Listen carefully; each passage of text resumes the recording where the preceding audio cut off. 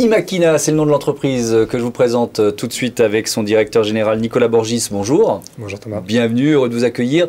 Vous avez choisi pour incarner votre écosystème une marque française, qui sonne dans nos oreilles, c'est la marque André. Combien d'années d'existence, André? 125 ans, Thomas. 125 ans d'existence. Heureux d'accueillir Audrey Leblanc. Vous êtes directrice digitale, communication et marketing chez André, justement, qui a vécu une sorte de révolution il y a quelques mois, c'est ça, on peut le dire? Voilà, depuis août 2020, une nouvelle histoire s'écrit pour André grâce à François Féjot, qui a repris la marque à la barre du tribunal. À la barre du tribunal, et avec cette volonté vraiment d'intégrer le commerce digital à votre nouveau modèle économique.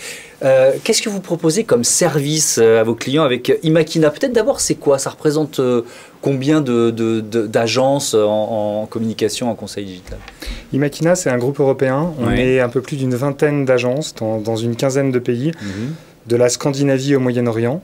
Et on accompagne des marques, des entreprises qui, plutôt que de subir le digital, essayent d'en tirer parti. Et on les aide surtout à commercer mieux dans un contexte où, on le sait, tous les parcours aujourd'hui sont des parcours mixtes. Vous allez avoir un parcours qui va démarrer dans le monde physique, qui va se terminer sur le digital. Vous allez avoir de la recherche qui va démarrer sur le digital, qui va se terminer en boutique.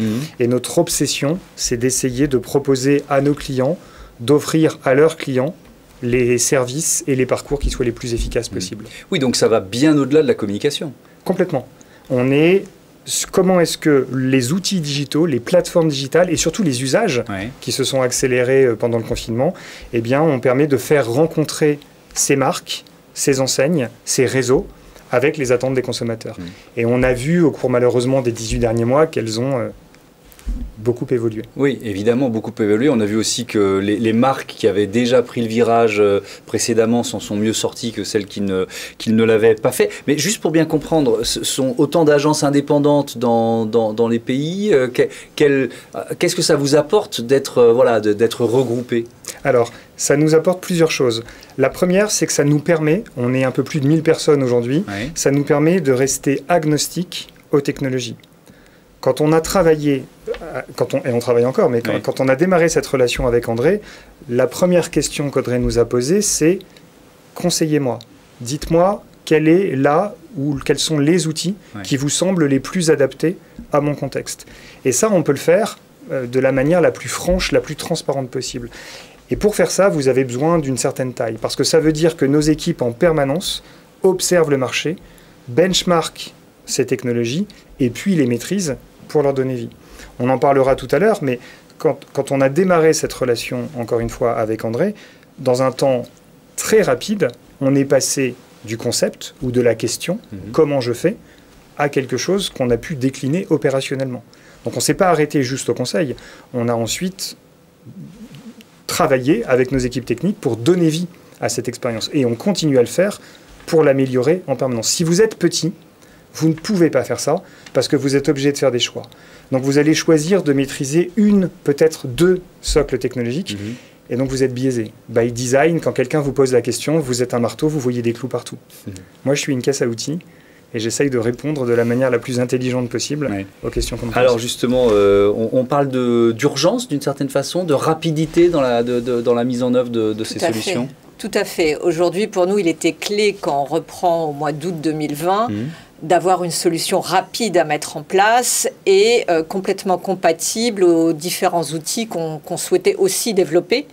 Donc il a fallu, et on s'est beaucoup aidé d'Imakina pour effectivement faire ce choix et ensuite pouvoir en moins de 6 mois avoir un site internet compatible avec notre ERP, fonctionnel et avec des services intéressants pour nos clients. Donc, dans une logique hybride, c'est-à-dire que c'est du commerce, on va dire classique, traditionnel, et une dimension digitale qui est venue renforcer le modèle précédent, c'est ça? Complètement. Nous, on a 55 magasins, 12 affiliés, une vingtaine de corners Galeries Lafayette, et il fallait que notre site internet puisse vivre avec ces magasins et être complètement intégré.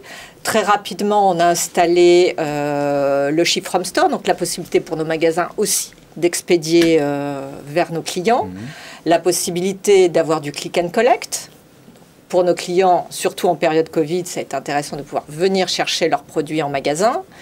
Et puis, d'autres services sont en train de se greffer. La possibilité pour nos magasins de commander les paires qu'ils n'ont pas en stock directement sur le site Internet. Et pour le client, la possibilité de venir les essayer en magasin ou de les recevoir chez eux.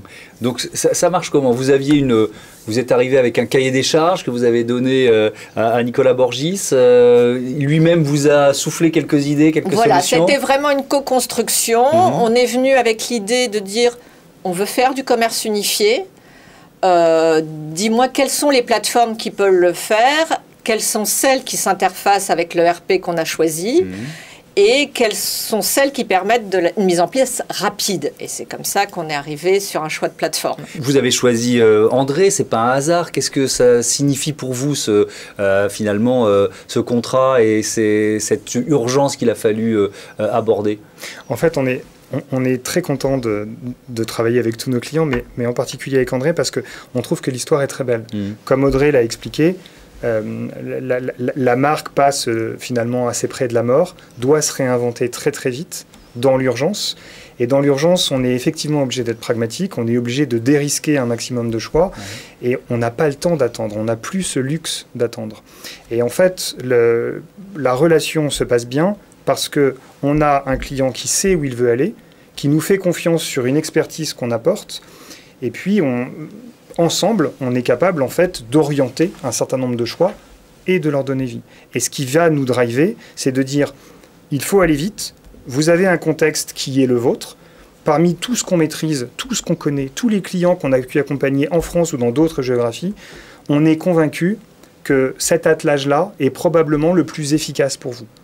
Et puis ensuite, ça ne s'arrête jamais, et Audrey pourra vous le dire, c'est-à-dire qu'à partir du moment où on ouvre d'autres points de contact pour des consommateurs, eh bien, on apprend qu'on a des bonnes idées, qu'on a de moins bonnes idées, et on doit en permanence améliorer cette expérience. Work in progress. Merci beaucoup à tous les deux d'être venus présenter ce partenariat entre André et Imakina. Voilà, c'est la fin de cette émission. Vous pouvez vous aussi participer. Écrivez-nous à l'adresse demain@apm.media. Je vous attends, on vous attend dans notre écosystème. Salut.